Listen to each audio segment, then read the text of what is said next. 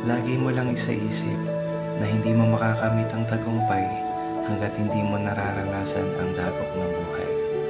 At walang nagtagumpay na hindi dumaan sa ganyan dahil parte yan sa araw-araw nating pamumuhay.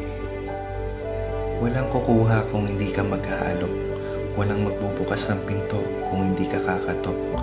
Lahat ng pader na nakaharang ay kayang gawing pinto.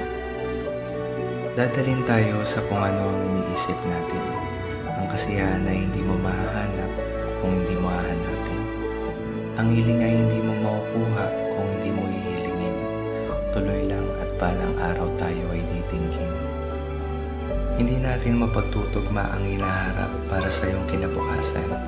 Ang mapagtutugma mo lang ay ang iyong mga naranasan. Gawin mo itong pundasyon para manatiling matatag papunta sa magandang kapalaran. Hindi mahalaga kung ilang beses tayong patumbahin ng buhay. Ang mahalaga ay kung ilang beses kang bumangon para makamit ang tagumpay. Huwag kang susuko